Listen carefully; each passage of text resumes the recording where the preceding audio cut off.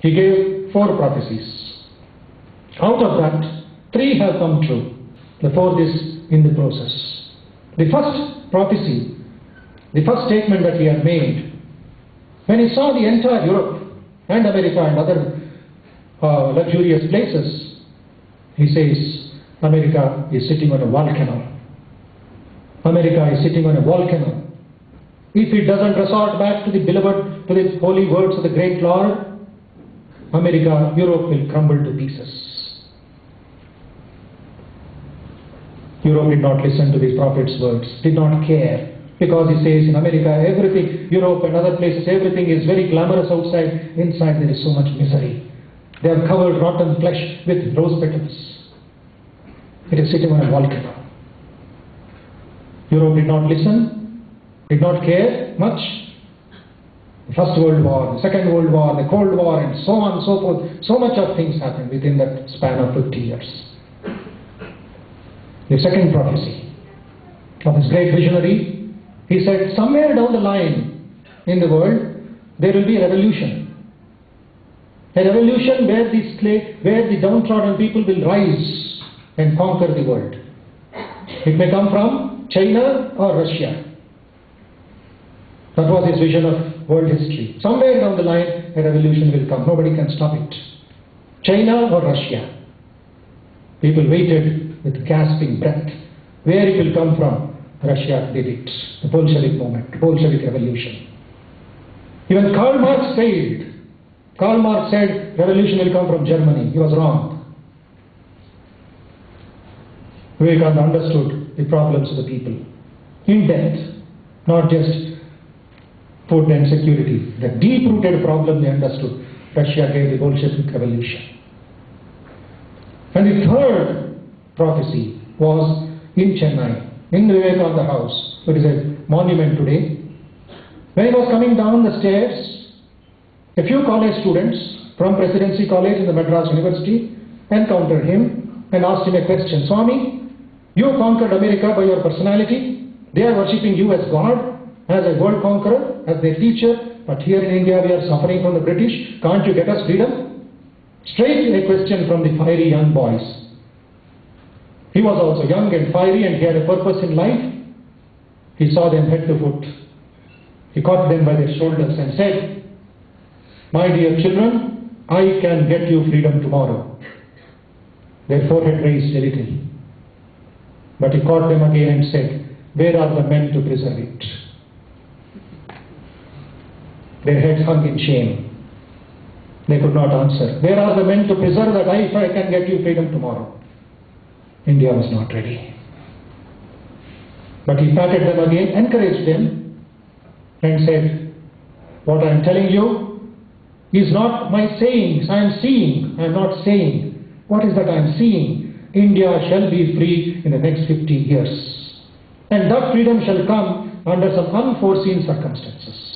1897, February 10th. 1947, August 15th, 50 years, India woke up from slavery. And he said, that unforeseen circumstances, all of us know what happened in the next 50 years. And the fourth prophecy is, India shall teach the world. India shall teach the world. India shall conquer her conquerors with the power of this Upanishads, of Vedanta, etc. And today, believe me, in the Harvard University, there is a very special center to teach meditation, yoga and Omkaram for the American scientists and the students. And there was, in the former BJP ministry, a minister by name Mr. Pal, Som Pal. It was his own words, speaking in Belgaum Ramakrishna Mission inauguration, where he said he visited Seattle Boeing Center and he saw 30,000 Indians working in the Seattle Boeing company. And in one of the departments, an Indian lady is the in-charge engineer. He asked the chairman, why do you put an Indian there? Why not American? Straight comes the answer from the chairman of the Boeing company, because of the Indians' reliability and credibility. India shall teach the world. But, my dear friends, Vivekananda was very strong, very hard on us. He says, no. We have to do something for ourselves. Unless we become better, we become strong, and we become divine, that India of the Upanishadic sages, that India of the ancient masters will not see the light. We have to move from darkness to light.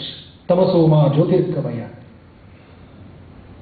And he starts a system where this message of the Upanishads, of the ancient masters and Gita should reach every nook and corner of the villages and the cities.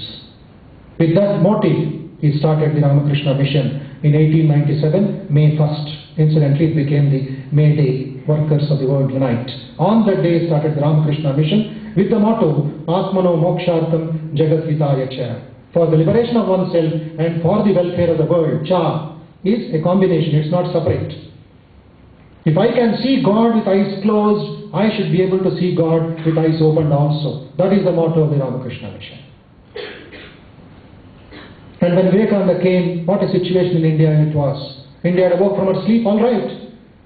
People wanted to do something, all right. But the greatest disaster was in Kolkata, plague. The British were not taking care. Deliberately they were avoiding medicines, everything. People were dying and there was an exodus from Calcutta. And this monk, starting the Ramakrishna Mission, saw all the young people and girls, boys hiding themselves behind closed doors, not caring for the people. Drainages blocked and latrines blocked and no hygiene, no care. Children, old people dying and dying and dying.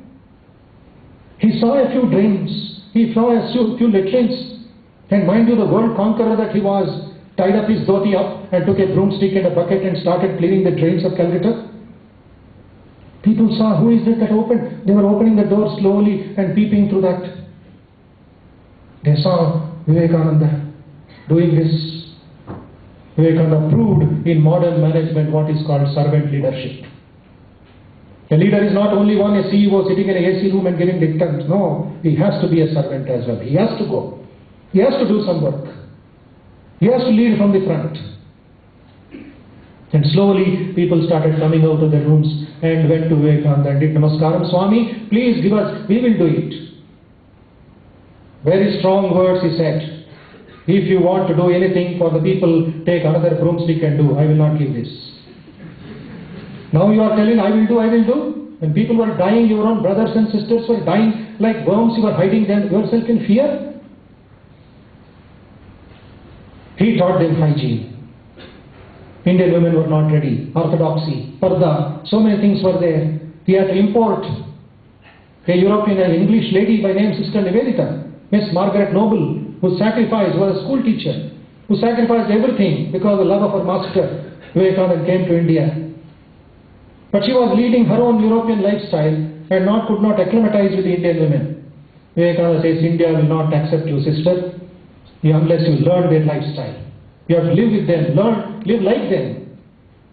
Sister Nivedita becomes a sacrifice. Rabindranath Tagore's brother Avanindranath Tagore says, Sister Nivedita, Margaret Noble, became a Lokamata, a mother of the people of India. Mind you, she is herself an English lady, an Irish lady. Under the British, she started reformation of women for the first time in India. Her school is still going on with 3,000 young girls in Calcutta. Vivekananda brought some brilliant minds from Calcutta, and one of them, mind you, for whose sake all of us are sitting or whose works are there, was a young boy, a stenographer in New York by name Josephine Goodwin. He was searching for a job, stenographer's job. Then he saw in the New York Times, a Hindu monk wants a PA to take down his notes, anybody can apply. And Josephine Goodwin goes, applies himself, and it seems, as history says, he had an amazing power to take down 180 words per minute, shorthand. And many people had applied, but nobody could take Vivekananda's words as it was, because as for the research work done, Vivekananda's English was 200 words per minute. Nobody could come near to him. It is recorded, research found out. Only Goodwin could reach to the peak of 180 words per minute.